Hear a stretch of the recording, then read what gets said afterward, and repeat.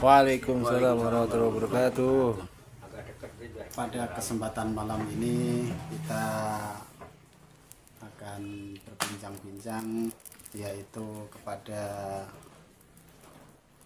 orang tua kita. Mudah-mudahan pada malam hari ini kita dapat pencerahan. Amin. Ini soal otak, mengapa otak kayak HP kadang ngeblank, Pak ya? Kenapa otak kadang kayak HP ngeblank gitu? Oh gitu. Iya. Itu sebabnya apa, masalahnya apa? Ya.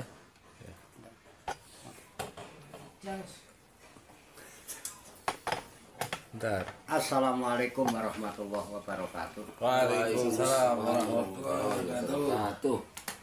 Bismillahirrahmanirrahim. Wala haula wala quwata illa billahil aliyil azim. Subhanaka la ilma lana illa ma 'allamtana innaka antal alimul hakim. Alhamdulillahirabbil alamin. Wa sallallahu wa sallama ala sayyidina Muhammadin wa ala alihi wa sahbihi ajmain. Amma ba'du. Rahayu sagung dumadi. Semoga seluruh makhluk di alam semesta, baik yang kelihatan maupun yang tidak kelihatan, di setiap ruang dan waktu pada segala tingkatan, senantiasa mendapatkan ketenangan, ketentraman, kenyamanan, keamanan, kedamaian, keselamatan, kesejahteraan dan kebahagiaan dari Allah Subhanahu wa ta'ala. Amin ya robbal alamin. Berkenaan dengan pertanyaan yang diajukan, kenapa otak itu kok kadang-kadang kayak HP ya, ngeblank gitu ya, ngeblank. Karena otak tuh kayak HP ya, HP suka ngeblank. Kita lihat kenapa HP ngeblank. Satu, biasanya HP ngeblank itu bisa jadi baterainya ngedrop, jadi powernya nggak ada. Bisa juga kebanyakan yang di set di ruang penyimpanannya itu Penuh. kebanyakan ya, sehingga dia ngeblank. Otak juga begitu. Otak ini ada jutaan saraf. Menurut itu ada jutaan saraf lah Pak di otak kita ini. Nah, di otak kita ini kan dibagi dua tuh menurut ilmu biologi itu ya. Otak itu ada yang namanya otak motorik. Motorik itu yang menggerakkan seluruh aktivitas kita, itu digerakkan tuh otak motorik itu. Menggerakkan. Kemudian ada otak namanya otak sensorik ya, sensorik. Artinya memilih, membedakan. Sensorik gitu. Ini ada begini di sensor. Sensorik gitu. Nah, terus ini menggerakkan. Dari hasil sensoran tadi yang diputuskan mana, ya kan? Digerakkan oleh motorik. Nah, ini juga sumbernya adalah dari kolbu. Kalau kita bahasa umum disebut hati ya, hati ya. Ada yang disebut hati, sebenarnya yang disebut kolbu itu jantung dulunya Pak. Ya, jantung hati itu. Kalau hati yang umum itu kan kalau sakit liver Pak namanya, liver kan Pak ya. Nah, kalau jantung adanya sebelah kiri Pak. Makanya ada istilah latifatul qalbi itu adanya di sebelah kiri ini. Jadi dua jari di bawah kucing susu. Nah, latifatul qalbi itu jantung Pak sebenarnya. Ada yang menyatakan titik ya, latifah, halus, sangat halus. Nah, jadi di jantung itu ada titik, di mana di titik yang ada di tengah jantung itu diyakini sebagai sumber dari munculnya suara ilahi, suara Tuhan. Imam Ghazali menyebutkan kolbu. Makanya kalau kolbunya baik, semua jadi baik gitu. Tapi kalau kolbunya rusak, semua rusak. Dari kolbu ini ada suara-suara. Makanya ada suara dari luar, ada suara dari dalam aslinya kita ini. Aktivitas kita itu kan dipicu oleh pendengaran awalnya, Pak. Kita mendengar, ya kan? Melihat, gitu ya kan, Pak? Kita mendengar, kita melihat. Itu masuk ke otak ini. Nancep ke sini gitu kan, mancar. Di sini nanti itu menggerakkan itu. Ada keinginan kan dari sini. Nah, keinginan itu kemudian masuk ke sensori. Tadi sensor baik dari suara maupun penglihatan. Ini kan kemudian menentukan yang mana nih, yang A apa yang B. Ketika sudah ditentukan A gitu, otak yang motorik ini penggerak langsung menggerakkan. Misalnya, ya udah ngopi aja nih, gerakan, bikin kopi, masak air. Jadi ada aktivitas kita. Pikiran kita juga kan kalau ini kan dia sensorik bekerja, Pak, mensensor dari suara-suara yang ada itu.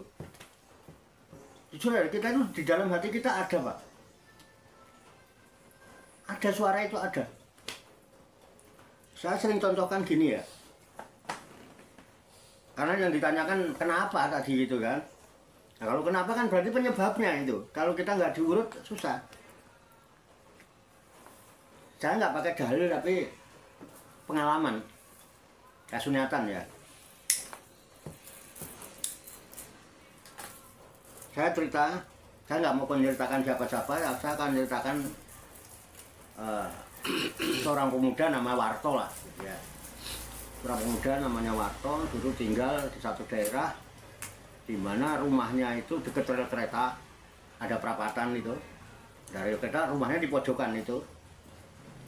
Otomatis kan di seberang sananya itu ada stasiun kereta, di seberang rel kereta sana ada pasar, kemudian ada gedung kesenian, namanya gedung perhutani itu, gedung serbaguna. Jadi kesenian apa aja bisa pentas di situ. Dari mana-mana, Pak. Kalau kemudian yang datang itu ludruk, yang make ludruk, Pak. Tiap hari ada ludruk. Kalau kemudian ketoprak, ya ketoprak. Kemudian wayang orang, ya wayang orang. Kalau kebetulan yang datang itu biskop, Pak. Ya di gedung itu dipakai untuk biskop. Nggak tahu sewa, itu kan pasti sewa ya dengan pihak perhutani. Karena gedung serbaguna itu milik perhutani. Itu dari gedung serbaguna ke sana itu ada terminal. Jadi yang ini tadi samping rel itu ada pasar.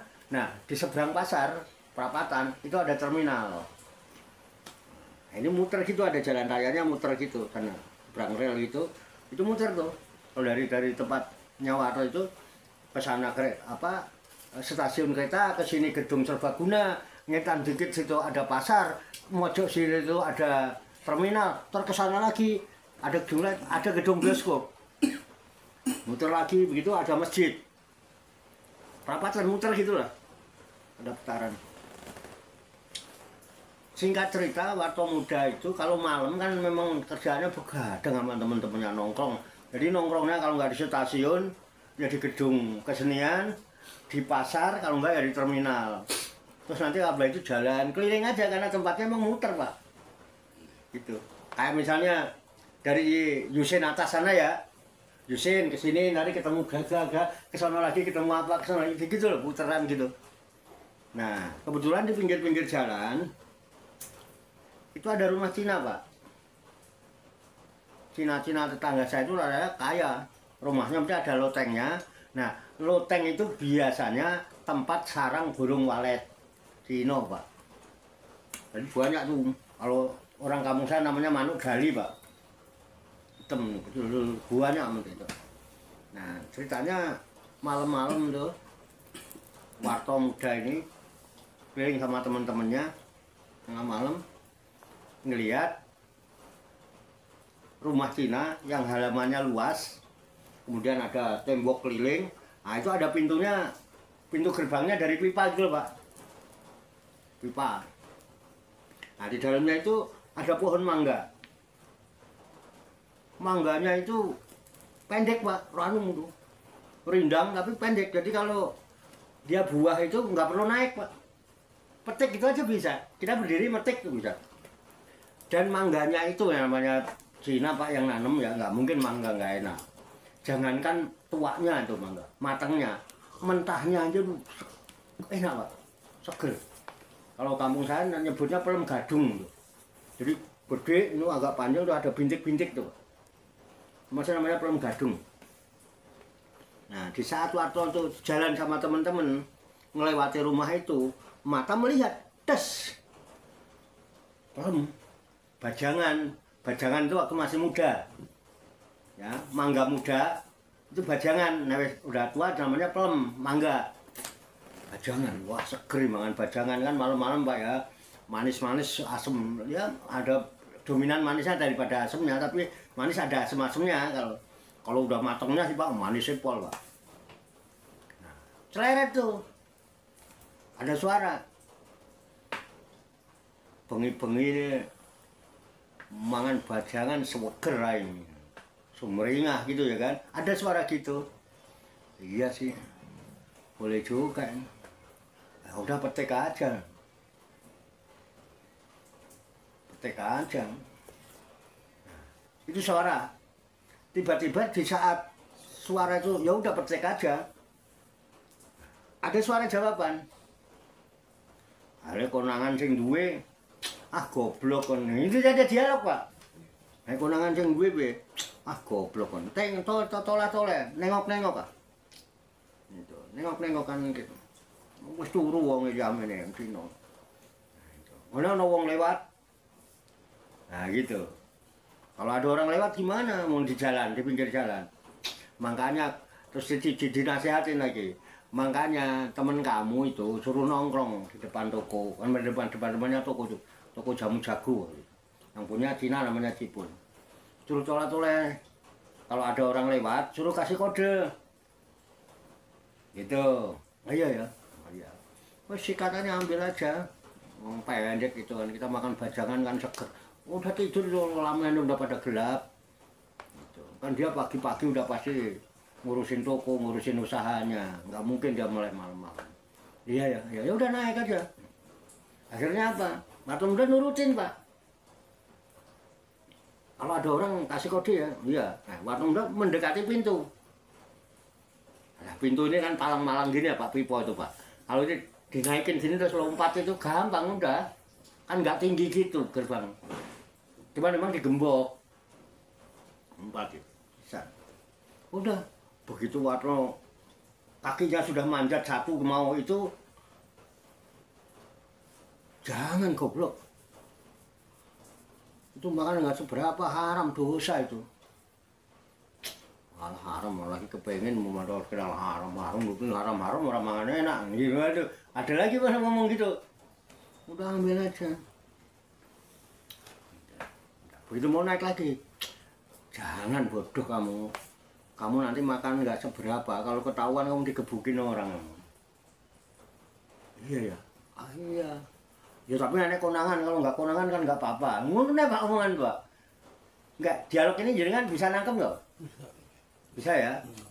Kan kalau konangan, kalau nggak konangan itu. Makanya temennya itu suruh itu, kan udah ada yang jagain di luar. Ya udah naik aja. Begitu mau lompat, Pak. Takut. Ada suara. Jangan. Kamu kalau cuma pengen mangga yang begitu kan di pasar banyak. Kamu beli bisa. Itu makanan nggak seberapa, nanti resiko kalau ketahuan. Ditambah kalau sampai konangan, bukan hanya resiko tapi sama juga mencoreng-coreng neplok taine bapakmu. Pantes enggak bapakmu polisi? Anaknya ketangkep nyolong bajangan. Mikir Pak, begitu nyebut bapak itu Pak. Tapi kan, kalau yang ngurus yang kan gak kunangan kan gak apa-apa. Tapi tetep Pak, perang Pak, di dalamnya ada 2 suara. Ambil, enggak. Lompat, enggak. Ambil, enggak. Ambil, enggak. Itu kita dipaksa, keluarga kesingkin Pak. Nah, berarti kan di saat yang sama ada pilihan kan Pak? Ada pilihan nggak Pak itu? Iya. Karena ada 2 suara. Nah inilah fungsinya sensorik itu Pak. Perlunya saraf apa? Otak sensorik. Mensensor. Nah, sehingga ada pilihan. Gitu. Bisa dipahami nggak nih Pak? Bahasa Pak? Dialog ini. Ya. Ini peristiwa yang terjadi pada Warto. Tapi nggak tahu apakah Pak Tarso pernah nggak mengalami hal-hal seperti itu walaupun peristiwanya berbeda. Kan bisa aja misalnya malam-malam ketemu cewek cantik, berdua-dua, atau apa aja lah, peristiwa macam-macam Pak. Apa pernah mungkin karena pengen nyolong duitnya ibune misalnya kan, anak-anak kan bisa ya. Pernah Pak ya? Pernah ngalamin itu Pak? Ya pernah, berarti sama dong. Nah pertanyaannya,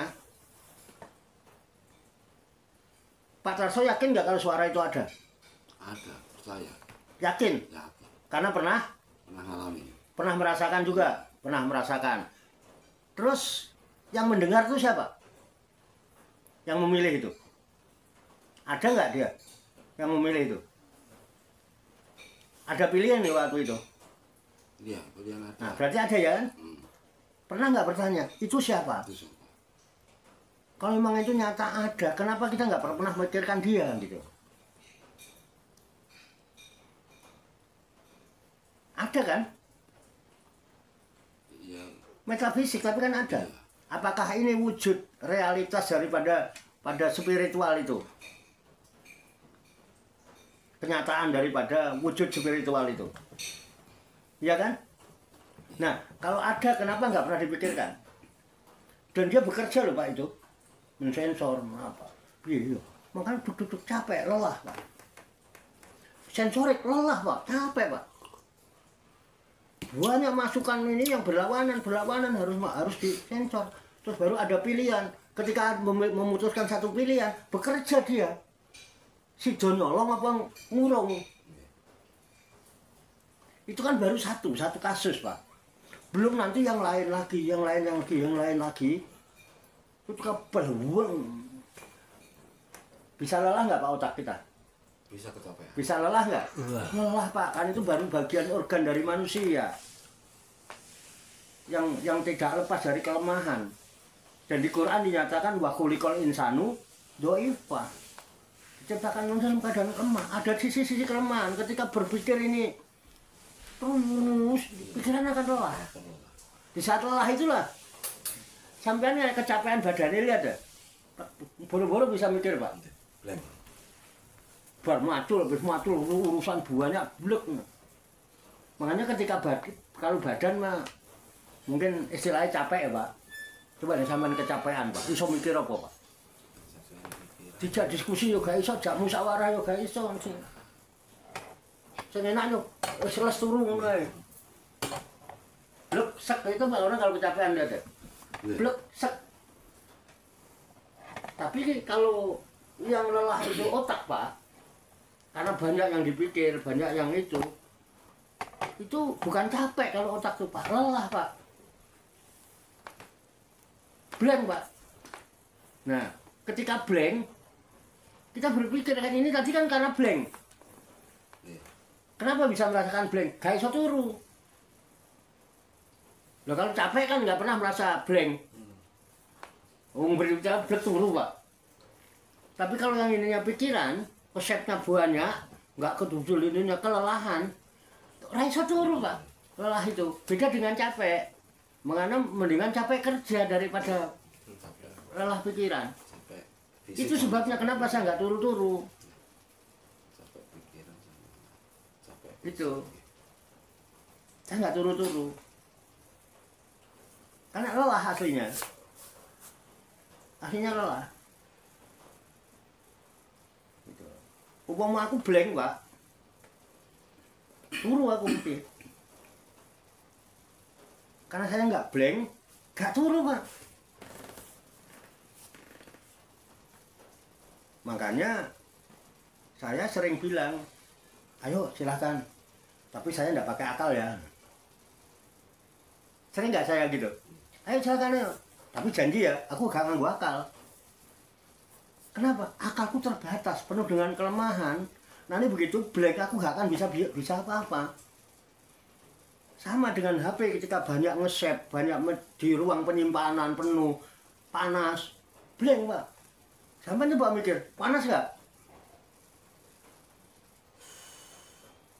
Podo karo HP ya? Sama. Nah, jadi coba dah, itu yang tadi itu, karena yang menentukan dia tadi itu, Pak. Titik itu tadi, suara tadi itu. Nah, dia itu ada, Pak. Itu yang disebut rogo sejati ning rogo. Kurungan tapi di sisi dalam. Itu kurungan yang ada di sisi dalam. Sifatnya rogo sejati. Bisa dipahami, Pak? Itu. Bisa ya? Nah, kira-kira itu gambaran sementara itu. Ini berdasarkan pengalaman ya, jadi jangan tanya kitabnya apa jangan. Silakan.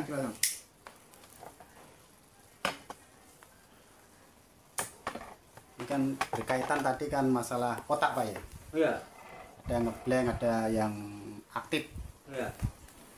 Karena manusia itu kadang manusia itu punya cipta, daya cipta lewat otak manusia. Iya.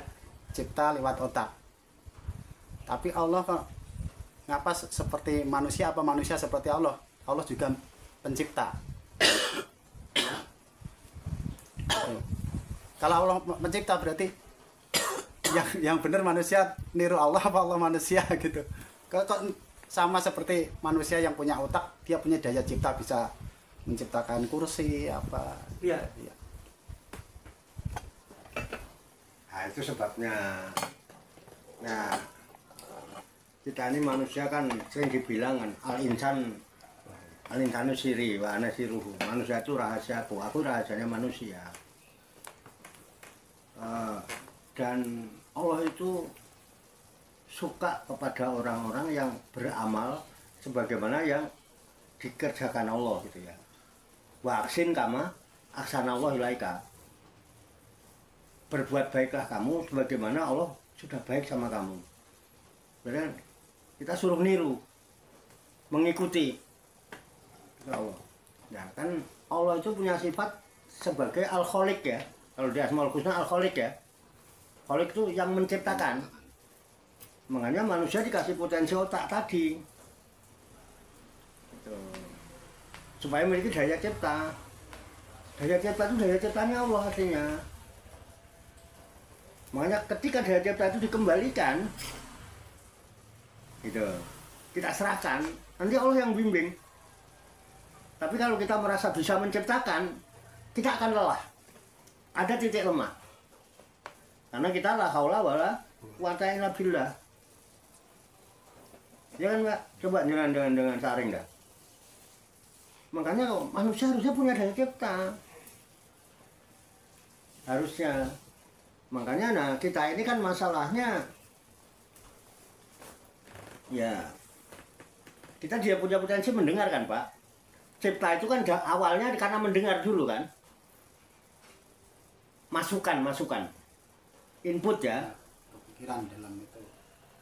Iya kan mendengar dulu baru. Iya. Nah sampean durung tahu krungu mikir gak? Nah, mikir apa sing dipikir bahane gak ono. Jadi kita mendengar bisa juga dengan melihat. Ya kan? Padahal melihat itu ya memandang. Mendengar itu opini, Pak. Sampean mendengarkan saya, teropini nggak, Pak?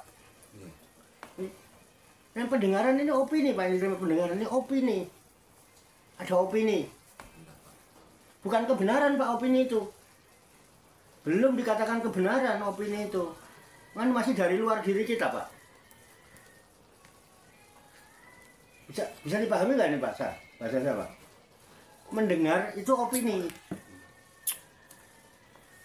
Belum dikatakan benar Pak. Kan baru mendengar Pak. Sementara yang hasil memandang, melihat, itu perspektif. Ya perspektif kan Pak. Perspektif itu cara pandang. Sudut pandang.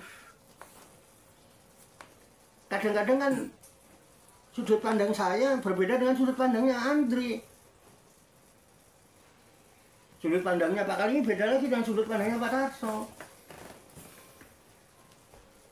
Nah, dengan posisi kita. Ini sudut pandangnya. Makanya kita membaca Quran itu kan Pak. Membaca Al-Quran, kemudian mendengar Al-Quran. Biasa-biasa aja nggak? Biasa-biasa aja nggak? Ya. Biasa-biasa aja Pak. Biasa-biasa aja nggak? Iya. Terus Iya, Tuhan iya. kadang-kadang mendengar orang. Loh. Betul nggak? Betul. Nggak, ini saya nyantain dulu. Mendengar, wah Pak Kalmi mau Qurannya apa? Terus kepengen kan Pak? Kepengen apa Pak? Kepengen bisa. Ini enggak Pak? Udah, kita belajar itu. Belajar. Karena apa? Teropini tadi. Ada opini. Apalagi ditambah ada opini. Kalau kamu mau baca Al-Quran ini 1 huruf 10 nih. Nanti kalau 10 huruf pahala 100. Padahal itu kan urung cetok kan Pak pahala itu. Cetok modern Pak. Belum, baru. Tapi karena opini itu Ya, baru. kita cenderung untuk pengen bisa. Betul nggak Pak? Terus kadang-kadang setelah bisa pengen ngapalin kan? Betul Pak? Iya. Ada kan yang sudah kita hafalin dari Al-Quran. Nah, enggak, saya hanya ingin mencontohkan Pak. Kita teropini dari pendengaran atau mungkin pernah baca keterangan. Jadi segala sesuatu yang kita mulai dengan bismillah itu berkah. Tapi kalau tidak dimulai dengan bismillah, putus. Opini kan Pak? Nah, terus kalau dari baca kan memandangnya, melihatnya juga itu perspektif. Itu kan dipandang dari sudut Islam. Perspektif kan sudut pandangan Pak. Kalau orang Kristen belum tentu Pak. Orang Hindu Buddha belum tentu. Kan sudut pandangnya Islam ini. Bukan bismillah berkah. Nah orang mau bismillah nggak ada berkah misalnya. Itu kan perspektif Pak. Pandangan. Habis opini itu bagaimana pandangan? Nah, dipandang dari sudut mana? Itu perspektif. Tapi karena kita teropini tadi, dicokoki terus berusaha untuk bisa, kemudian berusaha untuk menghafal. Sekarang, Al-Quran yang sudah kita baca, Al-Quran yang sudah kita hafal, itu diproses nggak di dalam otak kita? Nah, kita baca Quran itu nggak pernah ngeblank Pak. Nggak ada proses. Yang penting gua udah bisa baca, yang penting saya udah bisa hafal. Karena nggak ada proses, nggak ada output. Terus apa hasil ciptamu, karya ciptamu setelah membaca Quran itu? Pasti sampai sekarang yang kita tahu, kita baru nyampe nun ketemu mim idgham fi guna, harus bener mim ma gitu. Atau mim ketemu mim idgham mimi itu ya. Nun sukun, nun mati ketemu lam menjadi idgham bila guna, bukan min lah tapi mil lah. Nun ketemu ro idgham bila guna, bukan min rob tapi mir rob. sampai sekarang itu terus kan Pak, yang kita itu terus kan, sampai sholat aja mikirin itu enggak? Iya. Terus apa yang telah engkau ciptakan kalau begitu terus kamu sudah bisa menciptakan apa? Dengan bacaan Al-Quran sampean sudah menciptakan apa? Orang Amerika udah bisa membuat pesawat loh Pak, Boeing. Yahudi itu bisa membuat senjata, peluru kendali. Sampean loh, Ya ngamalin. enggak, ini jujur aja. Kita bicara ke kenyataan ya Pak. Jadi lihat deh, makanya kita tidak pernah bisa punya menciptakan apa-apa. Contoh, kalau sudah menjadi ayat, nah ini terus Pak Tarto. Surat Al-Fatihah itu ayat pertama apa Pak? Surat Al-Fatihah. Bismillahirrahmanirrahim. Nah, yang ditekankan kan kalau baca Bismillahirrahmanirrahim itu kan? Iya. Pak Tarso sudah berapa tahun apal Bismillahirrahmanirrahim? Dari ngaji waktu kecil lah.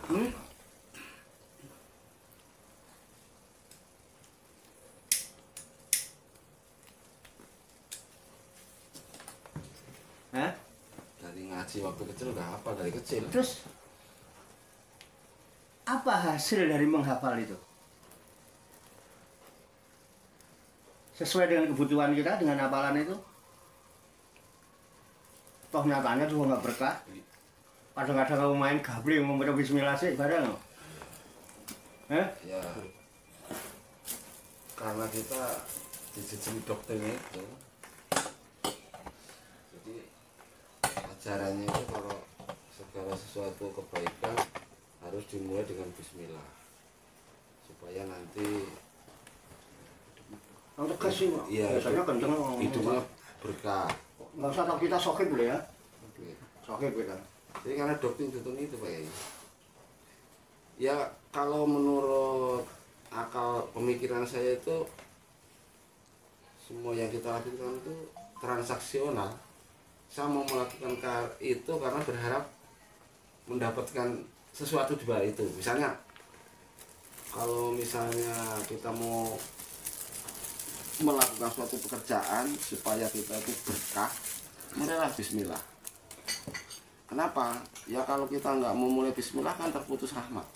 Jadi ada transaksional, masih sehubungan itu berharapnya itu. Mungkin kalau nggak ada iming-iming gitu kayaknya ya orang nggak ada motivasi. Kayak misalnya kalau kamu baca Quran, kalau waktu sholat dalam keadaan bersih 100 gitu. Kalau nggak dalam sholat 50, kalau misalnya nggak wudu ya masih 10, itu transaksional. Motivasinya karena itu, karena iming-iming. Iya. Karena iming-iming semuanya pada saat. Ini kan konteksnya tadi di cipta ya kan? Kan otak kita cipta. Nah, kenapa nggak ada daya cipta di situ? Karena nggak ada proses berpikir. Makanya kan sebenarnya apa sih yang dibutuhkan dari yang kita lakukan itu? Bukan hanya hafal Pak, bukan hanya menghafal, bukan menghafal nun mati ketemu ini, bukan ini kan? Sekarang ucapan itu ucapan membiu, biu aja kan bisa Pak. Iya, bisa niruin. Dan malah biu kalau baca Bismillahirrahmanirrahim nggak mikirin pahala dia. Ya karena ikut-ikut. Tapi tetap aja nggak ada pengaruh apa-apa Iya. kan? Apa yang diciptakan biu nggak ada. Nah, apa kita mau sama dengan biu? Halo? Nah, makanya nggak cukup Pak menghafal itu. Satu, ya tingkatannya ada paling nggak ada tahapan Pak. Satu menghafal ya Pak Kami ya. Kedua memahami. Setelah hafal kita berusaha untuk memahami apa yang sudah kita hafal, kita ucapkan, kita baca. Yang kita lihat kan, kita melihat kan, membaca itu, atau yang kita dengar. Di samping kita menghafal.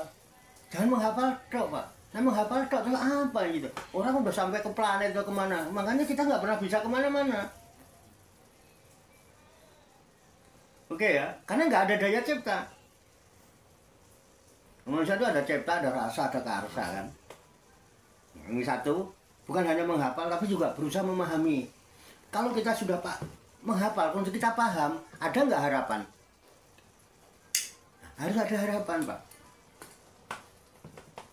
Nah, kalau sudah nih, menghafal, kemudian memahami, terus mengharap, ya kan? Menganalisa, dianalisa. Kita mengharap begini-gini ini, dianalisa dulu. Ya kan? Habis dianalisa, kemudian apa namanya ya?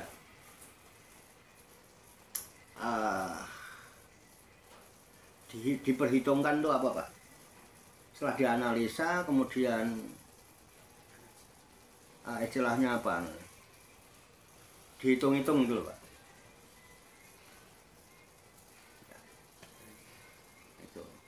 Terus harus dianalisa, kemudian dipetung dulu, Pak. Apa dipetung istilahnya itu? Setelah dianalisa, analisa kayak diperhitungkan, dipetung. Wah, dipetung begini, gini, setelah dianalisa, wah, ya. Pasti ini untung, pasti hasilnya begini, hasilnya begitu. Kalau sudah kan, udah jelas nih hasilnya bakal begini setelah dianalisa, sesuai nih dengan harapannya. Kan gitu ya, Pak. Nah, ini mulai, Pak, daya cipta akan muncul. Saya harus ciptakan ini berdasarkan sesuatu yang sudah kita hafal, kita pahami, dan kita harapkan, kemudian sudah kita analisa. Kemudian kita kalkulasi, ya kan? Ini begini, nanti hasil akan begini, gini, sesuai dengan harapan. Diperbuat nggak? Ada implementasi. Implementasi itu kan daya cipta. Nah, kalau sekarang Bismillah, Bismillahirrahmanirrahim, dengan atas nama Allah yang Maha Pengasih, yang Maha Penyayang. Artinya itu kan, kita udah tahu terjemahannya. Bismillahirrahmanirrahim. Dengan atas nama Allah yang Maha Pengasih, lagi Maha Penyayang. Dengan nama Allah. Artinya, kalau tadinya ada opini termotivasi, kalau baca Bismillah itu berkah. Pemahaman kita, berarti apapun yang kita lakukan, ini atas nama Allah. Bukan atas nama diri sendiri, bukan atas nama siapapun. Semuanya atas nama Allah. Saya nyablon ini atas nama Pak Tarso. Jadi saya nyablon harus sesuai dengan kehendak Pak Tarso. Betul nggak, Pak? Cipta nggak ini? Harus. Kenapa? Saya atas nama Pak Tarso, bukan atas nama diri saya. Berarti saya melaksanakan misi dan visinya Pak Tarso. Itu juga dalam melakukan pekerjaan dengan Bismillah itu. Bisa nggak dipahamin, Pak? Udah dianalisa. Itu. Pas kalau sih, oh ini harapannya nih. Nah, kemudian baru, oh Allah itu Ar-Rahman Ar-Rahim. Ini baru atas namanya, Pak, belum sifatnya. Salah satu sifatnya Allah itu kan di Al-Mahmud Al-Khaliq, Pak. Mencipta. Kita pencipta. Nah, kita menciptakannya atas nama Allah. Karena kita ciptakan Allah, semua ini bukan daya cipta saya. Saya bisa menciptakan ini karena dasarnya input yang dibuat dari Tuhan. Ini harapan yang memberi harapan Tuhan. Analisa Tuhan. Perhitungannya perhitungan Tuhan. Setelah kita kerjakan, urusannya Tuhan. Jadi yang pantas dipuji siapa? bukan kita kan. Oh, kelelahan aja ngeblank gitu. Wa kulikal insanu dhaif. Itu kan Pak, belum lagi Ar-Rahman Ar-Rahim kan sifat pengasih, penyayang. Berarti saya melakukan segala sesuatu dengan atas nama Allah itu pada dasarnya saya menjadi wayangnya Allah. Jadi wayangnya Allah. Dalam rangka apa? Ya menyampaikan, menebarkan rasa cinta dan kasih sayangnya Allah itu kepada seluruh alam. Jadi yang tercipta apa, Pak? Kita ada sentuhan kasih sayang kepada siapapun. Ayem nggak, Pak? Berkah nggak lingkungan kita ini?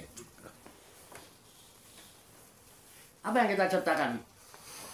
Rasa tenang, rasa tentram, rasa nyaman, rasa senang. Kenapa? Penuh dengan cinta dan kasih sayang. Bismillahirrahmanirrahim tercipta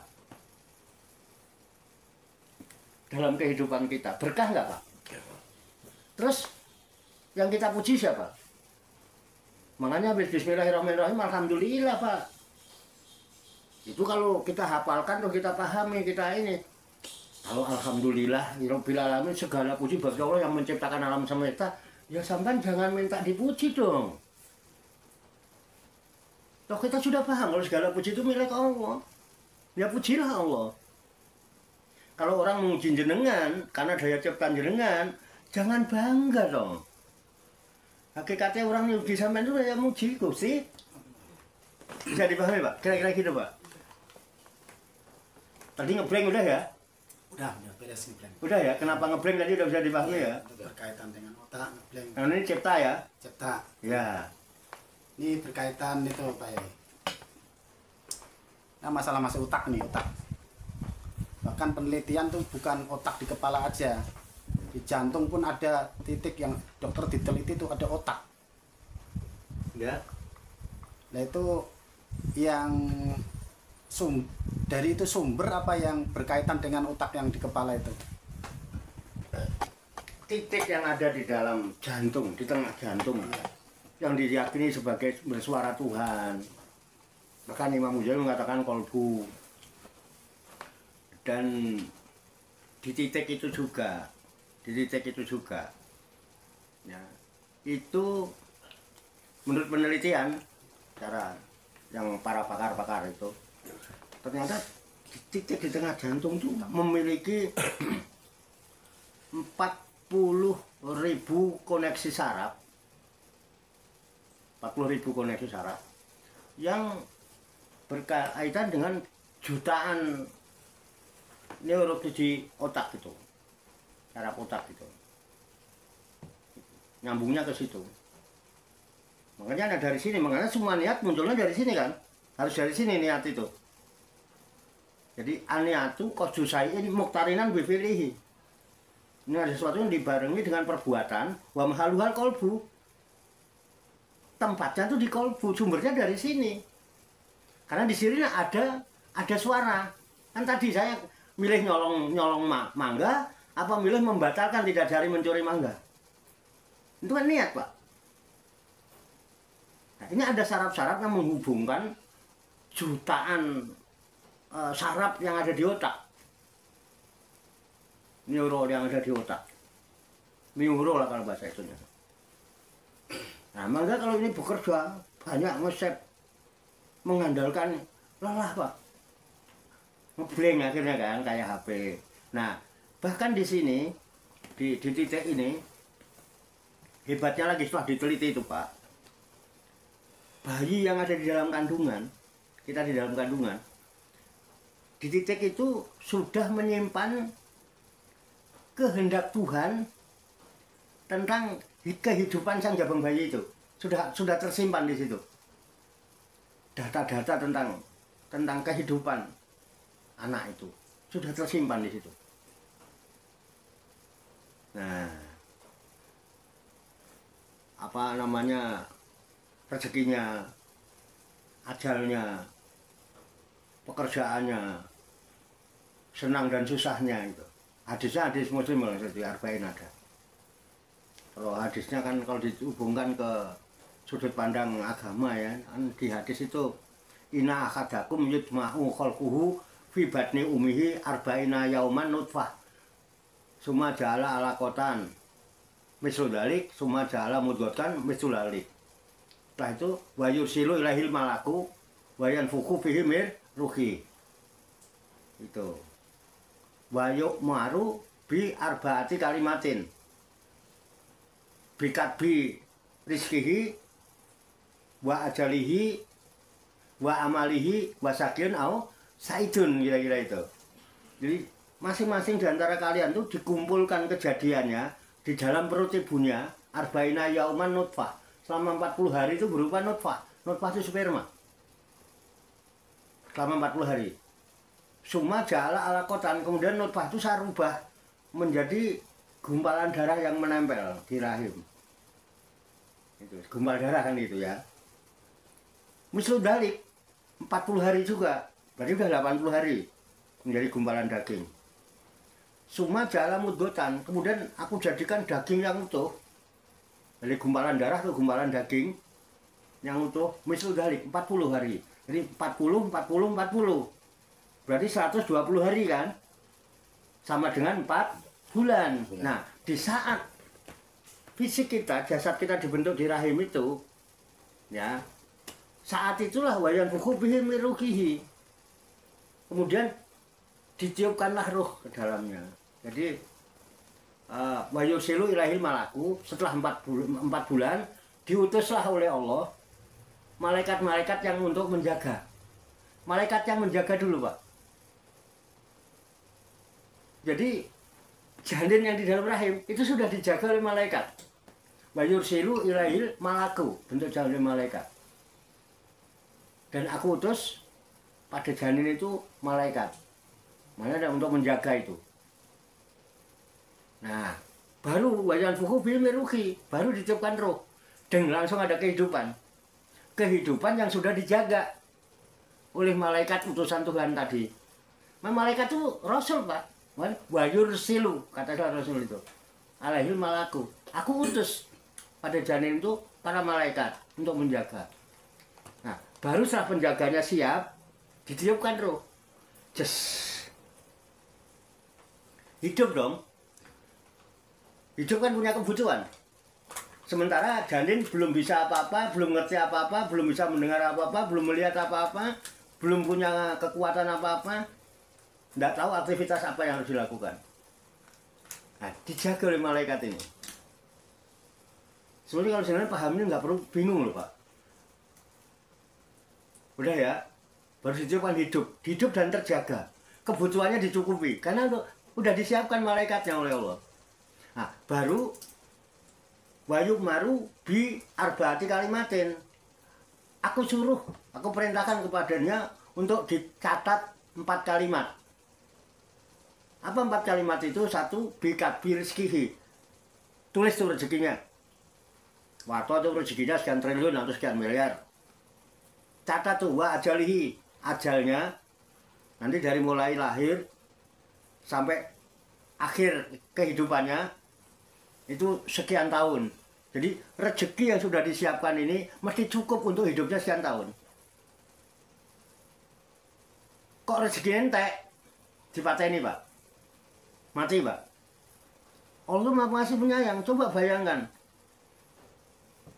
Kalau saya umurnya panjang, tapi rezekinya entek, Pak.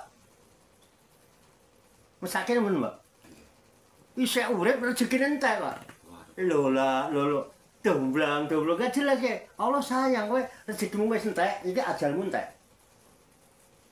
Adil mboten Gusti Allah, Pak. Enggak mau melihat kita susah.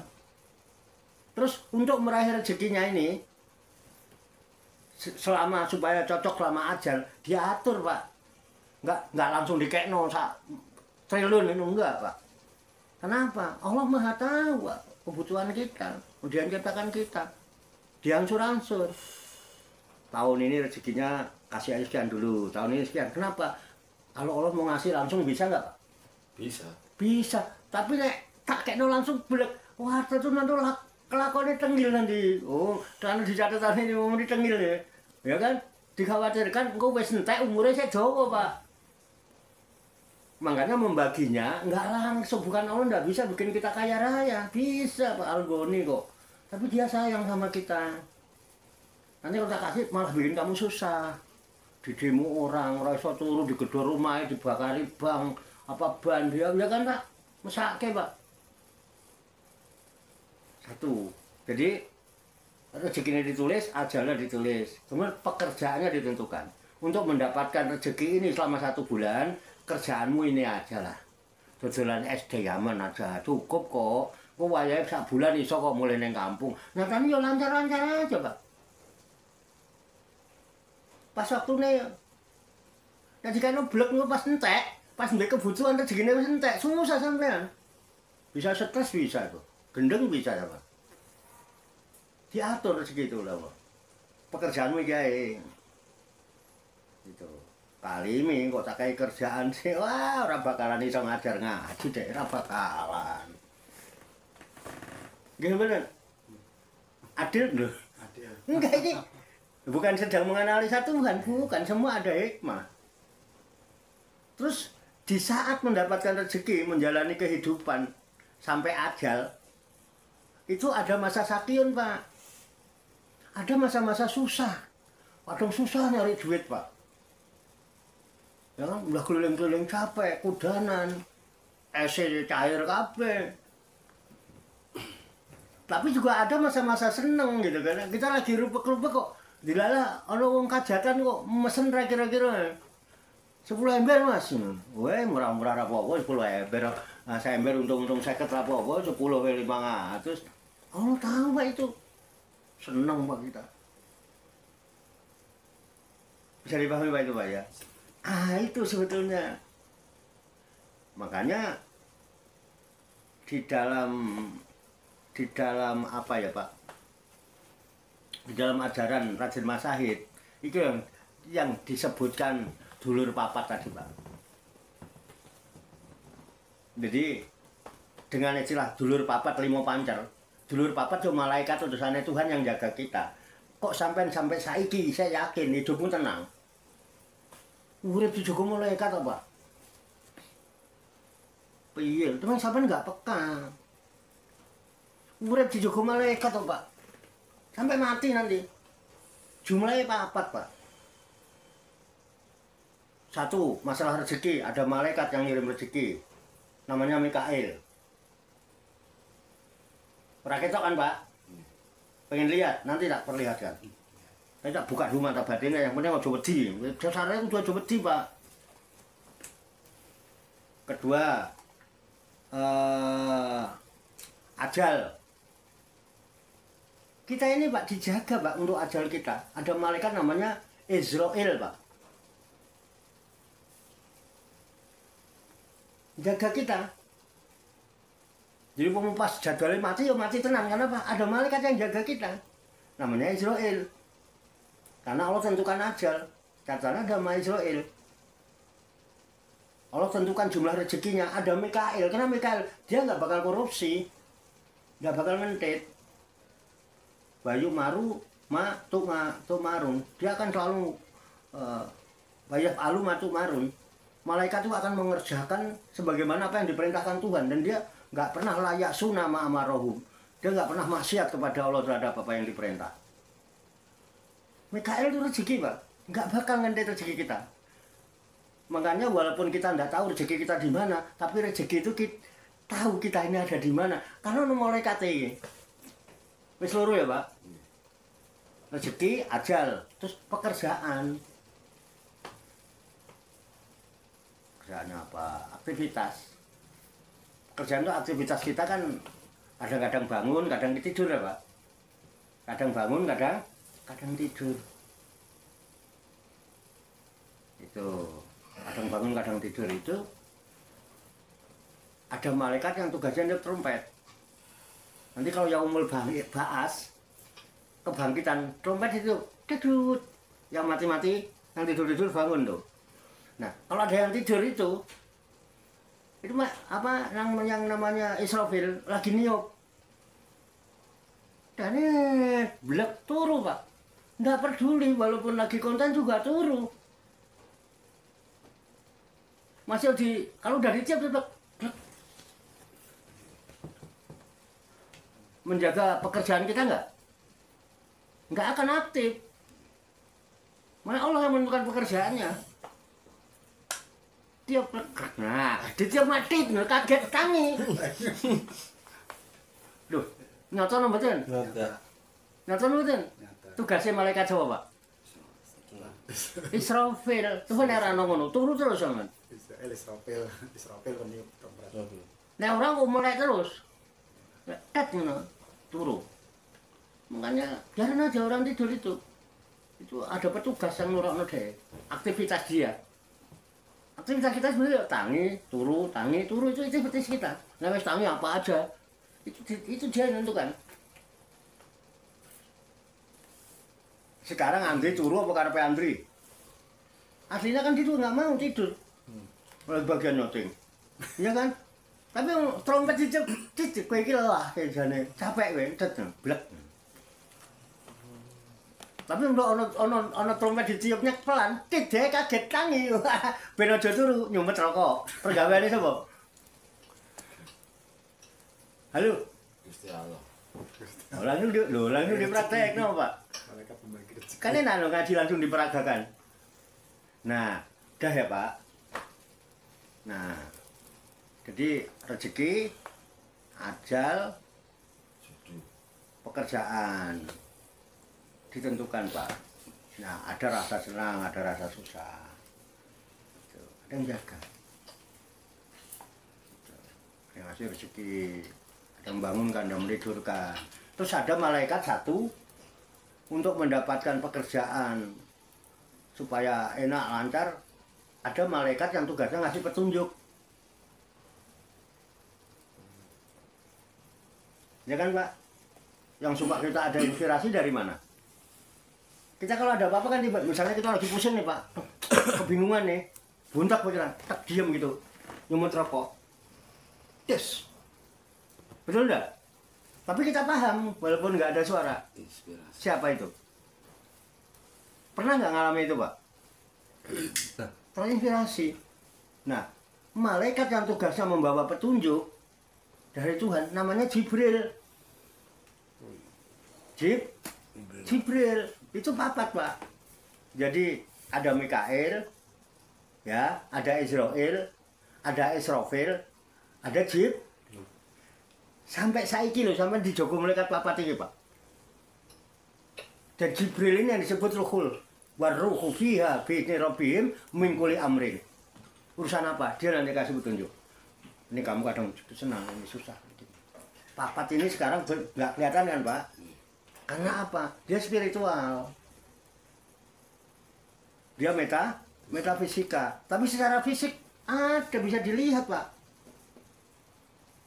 Bisa dilihat. Nih. Bagaimana Allah menghantarkan rezeki kepada sang bayi yang nggak bisa apa-apa? Pintu rezekinya cuma satu, Pak, dulu. Namanya tali plasenta.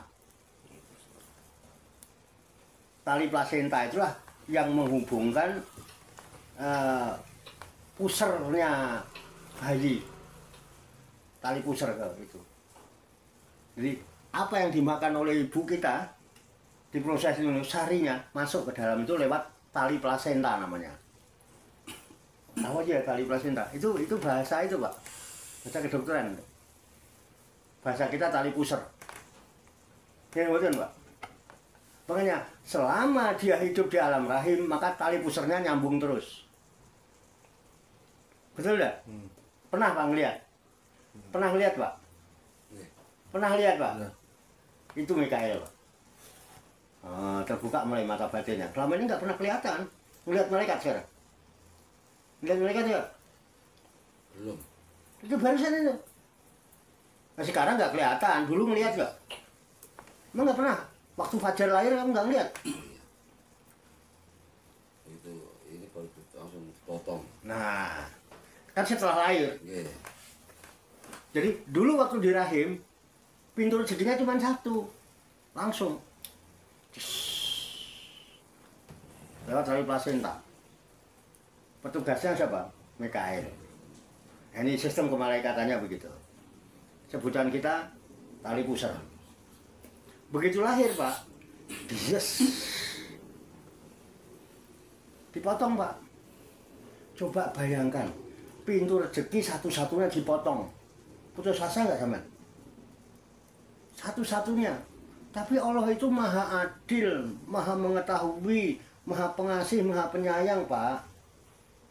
Nggak berbuat semena-mena, mendolimi kita nggak mungkin. Sebelum dipotong oleh Allah, pintu rezeki udah disiapkan Pak. 2 pintu rezeki yang lebih baik daripada yang satu tadi. Pernah lihat Pak? 2 pintu rezeki itu pernah lihat? Lebih baik apa lebih itu? Lebih baik. Apaan Pak? Itu yang kita ini setiap hari itu. Hah? Rezeki yang setiap hari itu buat rebutan. 2 Pak. Iya, 2. Sekarang saya tanya, duluan mana? Duluan bayi lahirnya apa rezekinya? Rezekinya kayaknya. Nah, berarti kan sebelum kita ke dunia itu kan rezekinya udah disiapkan dulu. Udah siap. Dengan 2 itu. Dan itu bisa kita buktikan. Dulu pacaran nggak? Ya, Pacaran. Pacarannya orang modern apa orang kuno? semi Hah? semi modern. Modern kan, Bon? Udah Iya. modern lah ya sampean. Saya Ya, tua, bukan tua. sampai modern banget Pak. Aku wis modern loh aku. Aku wis modern loh waktu pacaran. Semi lah. Masa sampean orang modern?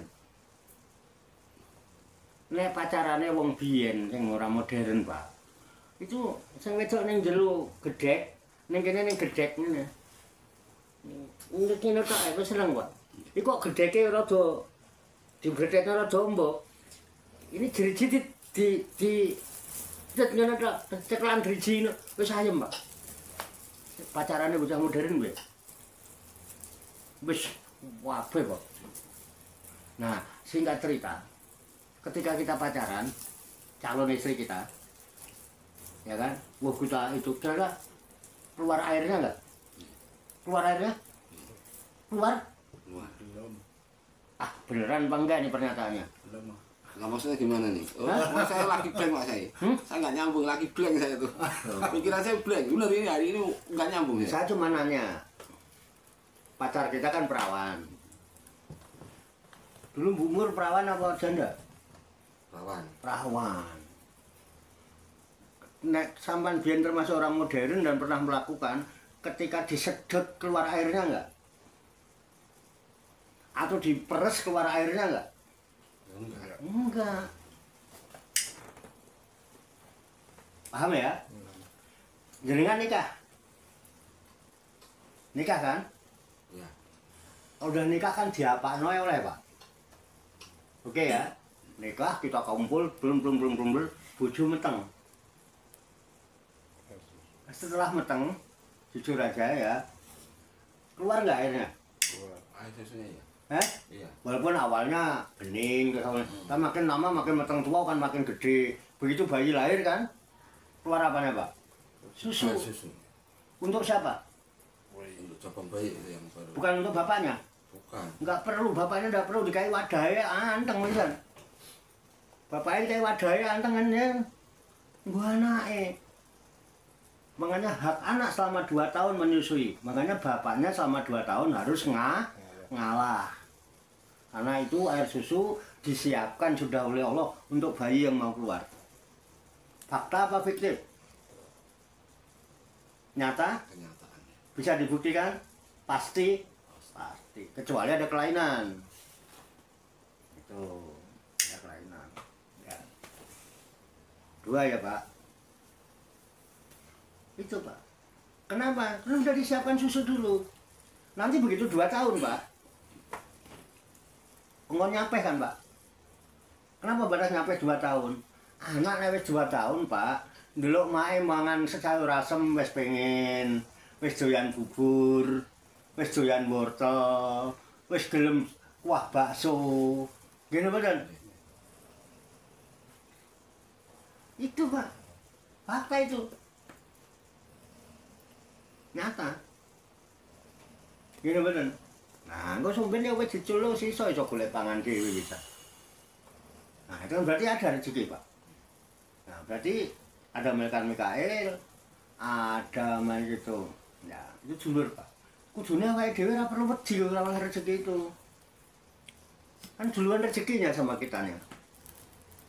Gitu. Tinggal ambil, tinggal mau ngambil apa enggak, mau nyedot apa. Dan dia juga nggak pernah diajarin kok. Sekarang yang ngajarin bayi nek ngelak, nek luwe nyedot susune ibune, apakah pernah bapaknya memberi pelajaran itu kepada bayinya? Apakah Pak Tarso dulu ngajarin Fajar, le, kowe engko nek luwe, nek kowe ngelak, iki lho sedoten sing bunder loro, iki lho tak contoni terus sampean nyontoni dulu ngono. Nah, terus siapa yang ngasih petunjuk dia? Yang ngasih petunjuk dia siapa? Ada malaikat Jibril yang tukang memberikan petunjuk itu. Betul enggak? Ini otomatis Pak lewat hidayatul wildan, hidayatul ilham namanya. Nggak minta dikasih itu, nggak pakai ngaji dulu, nggak pakai belajar dulu, langsung dikasih sama Allah. Udah ya, satu itu. Jadi jelas Pak. Nah, bentuknya tali plasenta. Kemudian gerakan pekerja kadang tidur kadang itu kan malaikatnya malaikat Israfil. Bentuknya apa? Bentuknya bantalan Pak. Bentuknya bantalan, namanya ari-ari yang dipendem pakai itu secara fisik itu. Karena jawaban bayi itu di situ Pak, dapat kehangatan. Bantalannya itu untuk tidurnya dia. Makanya kadang-kadang bayi itu ke kanan, kadang ke kiri. Ya betul, kadang nyundul-nyundul. Makanya kadang lucu bayi itu. Nah, ketika dia ke kanan, dia ke kiri, itu yang ngasih pelajaran, yang ngasih petunjuk siapa? Jibril. Emang bapaknya ngandani? Cung, awar ngeloni ibumu nih, bagian kowe rono nengen. Kan ora, Pak? Gini betul? Sudah ya, jelas ya? Apa tadi? Ari-ari. Kalau orang Betawi bilang Bali. Satu itu rezeki, tali plasenta, yang membangunkan dan menidurkan bayi di alam rahim itu Bali itu Pak. Sistem kemalaikatannya disebut malaikat Israfil. Ini betul. Nah, begitu keluar kan Pak? Begitu keluar itu yang keluar sebelum bayi keluar yang keluar apa? Tuban. Kawah.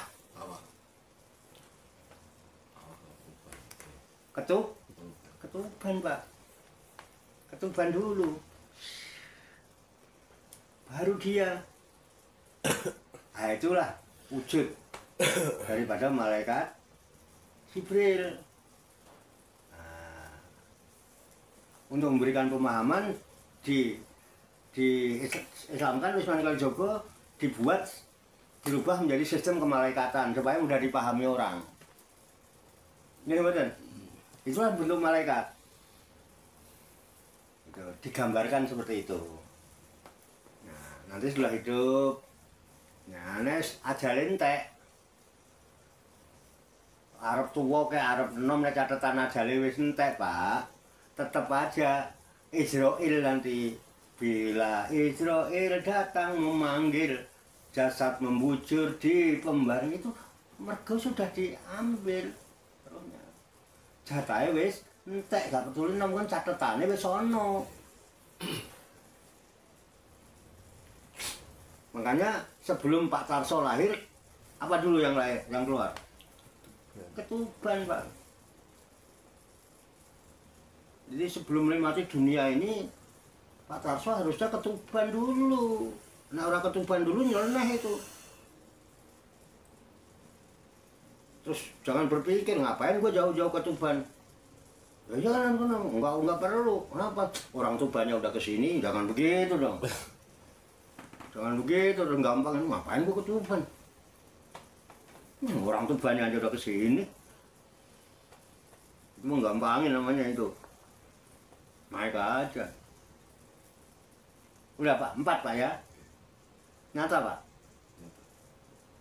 Udah ketok Pak? Jelas Pak itu. Jadi apa lagi yang mau itu? Nih, Ya, satu lagi. nah, aku tak sambil minum rokok ya. Tadi kan bayi masih di kandungan, Ya. ya. Dia bisa berserah diri, bisa itu bahkan rezekinya udah disiapin. Dia dekat dengan Tuhannya. Dia punya akal juga. Itu bisa dekat, sedangkan kita yang udah gede, udah bisa mikir, bahkan Al-Quran sering mengatakan apalah ta'qilun, tapi nggak bisa dekat Tuhannya. Apakah akal kita harus diletakkan sehingga bisa ngeblank terus bisa bersih gitu?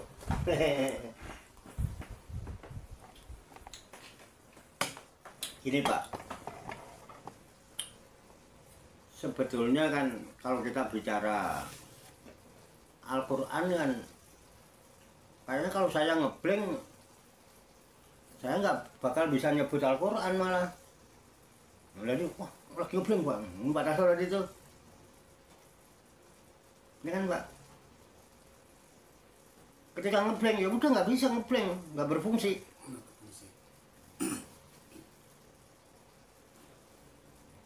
Makanya ada orang yang dijangung. Ya, ada nggak yang itu? Ada. Nah, akal nggak ada, makanya Allah juga adil. Ketika orang tidak berakal nggak bakal ditaklid. Sama nggak ngeblank, rasa kosong apa Pak?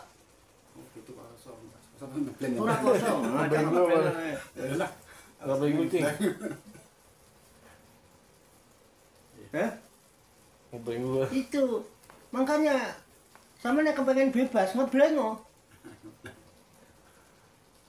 Karena ketika orang ngeblank itu kosong Pak. Kosong berarti kembali asal. Asalnya ora ono, bali ora ana beban Pak. Ya tidak tersiksa. Anteng aja wong ngeblank. Hah? Anteng ngono Pak. Dal-dal tak. Nggak ada pikiran apa-apa. Jajak ngomong, ah ngeblank Pak.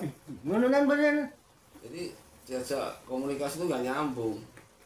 Informasi masuk tapi akal nggak berfungsi. Gitu. Nggak bisa diajak diskusi gitu. Di ayat Al-Quran apalah ta'qilun, apa untuk memahami Tuhan kadang diakal-akalin. Kan suruh mikir, tapi kadang diakal-akalin tuh banyak yang nggak ketemu Pak Yai lewat akal itu. Nah, diakal-akalin itu. Justru jangan diakalin Pak. Disadarin. Oh, bukan akal, sadar ini. Disadari, dipikirin nggak ketemu Pak. Bener nggak? Dipikir pikiran kita terbatas, diakalin akal kita terbatas, nggak mungkin sesuatu yang terbatas bisa memahami sesuatu yang tanpa batas, apalagi maha tak terbatas. Tapi makanya sering saya bilang, puncak belajar kan bukan pintar Pak, tapi sadar. Makanya gini ini kan membangun kesadaran. Sadari itu loh waktu kamu ini membuka kesadaran enggak ketika kita bicara Membuka. apa yang dalam rahim tadi. Oke, membuka. Semua yang kita bicarakan metafisik loh. Malaikat yang diutus oleh Allah itu kan metafisik Pak. Mungkin kalau realitas spiritual. Fakta spiritual. Kalau kita tidak menggunakan pendekatan spiritual kan tidak bisa nyambung. Gimana ngakalinya? Makanya kemudian dicontoh-contohkan, dimantikkan, makanya ada ilmu namanya ilmu mantik. Gampangnya kayak gini loh. Terus dikasih istilahnya bukan malaikat kan, dulur papat limo. Nah 4 tadi itu Pak, yang mengiringi kita dari mulai rahim. tali pusar, Bali atau ari-ari, kemudian darah, ya kan Pak? Darah itu kan Pak, darah itu kan Israel. Makanya ketika Arab sudah tidak ada, darah hilang. Israel udah nggak bertugas kan ke diri kita, udah nggak jaga kita, darah hilang, ya kan? Kemudian ketuban, 4 ini yang bareng sama kita dari rahim Pak. Makanya ada darah namanya darah nifas, bukan head. Bisa dipahami Pak? Nah, dengan metode ini orang bisa Pak membayangkan dan bisa memahami sistem kemalaikatan. Maka apabila ini diyakini sampai sekarang, walaupun tidak kelihatan, dulu kan pernah lihat dulur papat itu. Nah, sistem kemalaikatan itu yang kemudian ada Mikail, ada Israel, ada ada Jibril. Dulurmu ini Pak. Sejak kapan? Sejak dalam rahim kan kita ditiupkan itu. Wa yursilu ilaihil malak. Untuk apa? Menjaga 4 tadi. Rizkihi, wa ajalihi, wa amalihi, wa sakiyun au saidun. Gini betul. Kita dikasih petunjuk kalau ini kebahagiaan, ini penderitaan. Siapa yang ngasih tahu? Jibril. Ya kan Pak? Bukan ngebleng. Justru Al-Quran itu supaya bisa secara akliyah, bisa diterima secara akal, itu harus ditadaburi. Afala yatadabbarun Al-Quran. Apakah mereka tidak mau memahami Al-Quran? Itu. Dengan memahami itu nanti ada harapan. Nah, coba tuh pemahaman yang kamu harapkan itu coba dianalisa benar apa enggak. Ya kan? Setelah dianalisa nanti dievaluasi, diperhitungkan ini. Wah, pasti ini sesuai dengan harapan.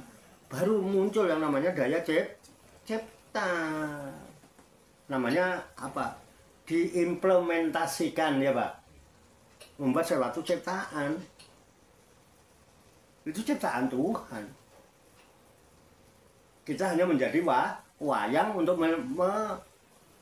wayang untuk memperlihatkan daya cipta Tuhan tadi. Betul enggak? Itu. Makanya kita ini sirnya Tuhan. Lihat aja di manusia itu. Ada rahasia di balik itu. Makanya terus akhirnya alhamdulillah. Tapi kok awal dewe ngaku-ngaku, terus pengen dipuji, pengen, nah ini yang jadi masalah. Akhirnya muncul ria. Lawan kata ria itu ikhlas, kamu sudah nggak lillah lagi. Nah, kamu sudah mulai lisahwat. Mempertuhankan syahwat, keinginanmu. Harapanmu yang kamu pertuhankan. Bukan mempertuhankan zat yang memberikan harapan itu. Karena apa? Sudah membesar-besarkan yang kau harapkan. Yang kau harapkan jabatan, mempertuhankan jabatan. Yang kau harapkan uang, penting kau mempertuhankan uang. Akhirnya riak kan? Ada sekutu nggak? Nggak kholis, nggak mukhlis, nggak ikhlas. Siap. Nah, jadi justru Pak harus Pak dipikirkan, ya kan? Diingat. Supaya bisa diterima oleh akal. Nah kalau enggak kan, maka ketika pembahasan ilmu tauhid mesti diajukan 2 dalil, dalil akli sama dalil nakli. Nah itu tahu. Jadi jangan ngebleng nggak iso ngaji ya. Ya. Cuman kalau menurut saya ya tadi, cuman selama ini kita mengamalkan ajaran agama ini, itu kan ibarat makan masakan instan. masakan wis dadi kowe kudu mangan iki ngene. Makanya karena kita nggak pernah masak, ya kan? Kalau masak sendiri beda, Pak. Nggak percaya kalau pernah ada isu-isu, no, enggak, wah, aku masak dewe, aku roh dewe, aku mbuktekno dewe. Ora urusan karo kowe. Tapi nek instan, coba mie instan itu. Indomie itu pernah goyang. Supermie pernah goyang, cuman diisukan. Indomie itu mengandung minyak babi, geger apa, Den? Iya. Karena emang sampean nggak tahu masak, karena sampean enggak langsung masak aku kok, aku ora nyampuri minyak babi. Makanya ayo kita coba deh sekarang masak sendiri, daripada orang ngikutin yang ruwet-ruwet. Wah itu mengandung apa itu? Apa yang buat ngawetin mayat itu? Formalin. Hah? Borak. Ah, ayo puralin apa itu? Borak sama formalin. Formalin. Tahunya pakai formalin, geger nggak? Tapi nek sampean gawe Pak tahu dhewe ora urusan yo ngomong aku sing gawe dhewe. Aku wis ngrembuktekno dhewe, aku wis menganalisa. Aku sudah memahami, aku udah hafal, udah paham. Saya berharap ini begini, tapi sudah sana analisa. Ini kan? Nah, ini saya ciptakan sendiri yo. Nggak mungkin. Aku orang nganggo formalin.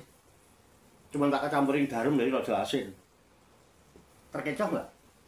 Itu perlunya kita punya keyakinan. Ya kita selama ini kan dari awal dijejelin, Pak. Berkelanjutan. Sekarang mau balik, Pak. Angel, Pak. Wadung jejel ini akeh, Pak. Ini kan kudune. Nah, ini mestinya arti ngeblank itu pelepasan. Kalau mau ngeblank dalam rangka pelepasan, melepas doktrin-doktrin yang tidak jelas itu. Baik doktrin diri sendiri mau doktrin dari orang lain yang nggak jelas, yang nggak ada ini, nggak ada kebenaran, nggak jelas kebenarannya. Itu kalau udah ngeblank, udah nggak ada, baru yang lain nanti bisa masuk mudah. Kalau masa masih terkontaminasi, sama nggak punya pendirian tetap. Karena terkecoh dengan paham-paham yang kemarin begini gitu nih, ya kan? Terus nggak punya keyakinan. Uang berantem, melok berantem, ya kan? Ini nggak ini dulu, Pak. Bisa dipahami lagi? Nah, monggo dilanjut. Ada Pak Prapto juga kalau ada kurang paham tanya Pak Prapto. Saya kemarin udah.